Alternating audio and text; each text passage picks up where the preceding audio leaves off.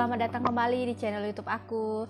Senang banget deh hari ini akhirnya aku bisa membagikan video pembelajaran yang sangat bermanfaat buat kalian semuanya.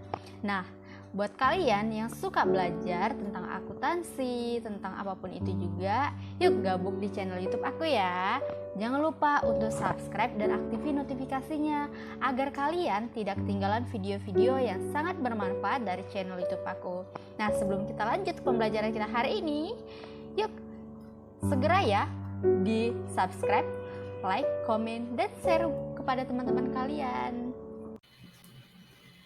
Hai guys, oke, di video kali ini kita akan belajar tentang materi audit plan, audit program, audit prosedur, audit teknik, resiko audit, dan materialitas. Nah, mari kita belajar bersama ya. Audit plan. Menurut salah satu ahli yang bernama Munawir, pada tahun 1995, audit plan yaitu untuk memastikan apakah pekerjaan diselesaikan dan dikoordinasi dengan benar. Auditor perlu mengembangkan segala strategi dan pendekatan agar perhatian pada hal-hal yang penting ditujukan dengan tepat sehingga bisa terlaksana secara efisien dan tepat waktu.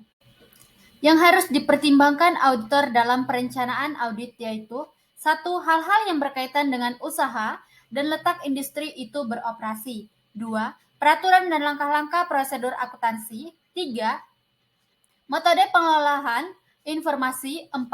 Prediksi risiko pengendalian. 5. Materialitas harus dipertimbangkan untuk tujuan audit. 6. Penyesuaian laporan keuangan. 7. Pemberi tugas diharapkan dapat mengetahui sifat laporan audit.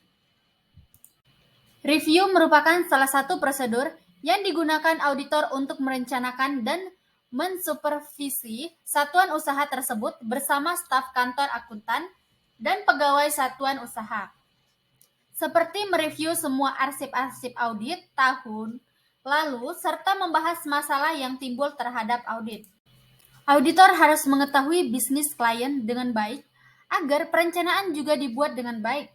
Dengan mengetahui bisnis usaha klien, bisa membantu auditor dalam mengidentifikasi, menilai kondisi dan kewajaran serta menimbang apakah sesuai dengan standar akuntansi.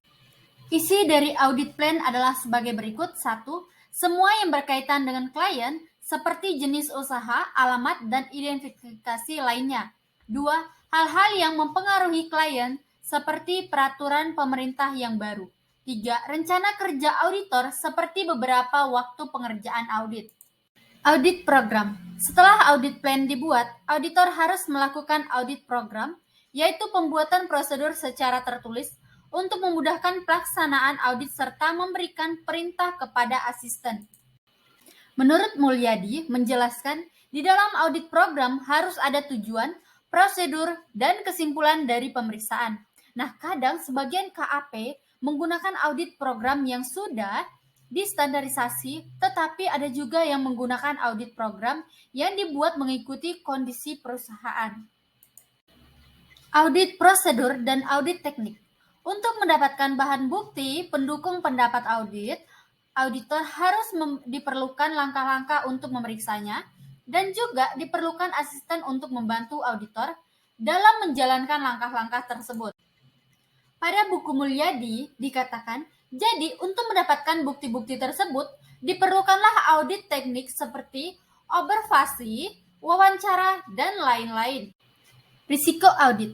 Risiko audit adalah risiko yang tidak diduga bisa mempengaruhi pendapat auditor saat pemeriksaannya atas laporan yang salah saji material sehingga auditor menyatakan pendapat wajar tanpa pengecualian. Akibat dari kesalahan dan kecurangan adalah salah saji material. Di aman kesalahan saji tersebut, di mana kesalahan saji tersebut adalah kecurangan yang disengaja yang melibatkan aset. Tindakan kecurangan ini seperti manipulasi catatan akuntansi, menghilang dengan sengaja kejadian. Jenis-jenis risiko audit. 1. Risiko yang direncanakan. 2. Risiko bawaan. 3. Risiko pengendalian. Risiko audit dipengaruhi oleh beberapa faktor yaitu sebagai berikut. 1. Tingkat kepentingan eksternal laporan. Kedua, laporan yang menurun setelah laporan audit terbit. Yang ketiga, penilaian auditor kepada manajemen. Keempat, membuat keputusan saat diterimanya risiko audit. Materialitas. Materialitas adalah jumlah nilai yang hilang atau kesalahan saat penyajian informasi yang dilihat dari keadaan atau pengaruh orang jika mempercayai. Konsep materialitas sangat penting untuk auditor mempertimbangkan keadaan entitas, kepercayaan pada laporan akuntansi. Beberapa artikel terkait yakni sebagai berikut. Dalam menjalankan sebuah usaha, tidak selamanya akan dihadapkan dengan keuntungan saja, yang proses yang dilalui mencakup persaingan. Risiko audit yaitu risiko bahwa auditor secara tidak sadar gagal untuk menyesuaikan pendapat yang ia berikan atas laporan keuangan yang disalahsaji secara material. Auditor telah menyadari bahwa risiko tersebut akan muncul karena adanya hal seperti berikut, yakni misalnya ketidakpastian mengenai kompetensi bukti, efektivitas struktur pengendalian intern klien, serta ketidakpastian apakah laporan keuangan memang telah disajikan secara wajar setelah diaudit. Seorang auditor yang efektif akan menangani dan menyadari risiko tersebut dengan tepat, meskipun terkadang risiko tersebut sukar diukur. Hal ini memerlukan kehati-hatian dan seksama. Perkembangan teknologi serta industri membuat para auditor internal, baik di sektor bisnis maupun pemerintah, semakin strategis. Karena itulah auditor internal dengan integritas tinggi harus dapat memanajemen risiko, paham kelemahan-kelemahan yang ada, kemudian memberi saran dan solusi lebih dini kepada penanggung jawab risiko demi ketahanan organisasi. Betapa banyaknya kasus fraud yang bermunculan di korporasi ternama. Wajar saja terjadinya cibiran tentang di manakah auditor internal. Apabila menyangkut fraud laporan keuangan, cibiran ditujukan kepada auditor independen atau akuntan publik.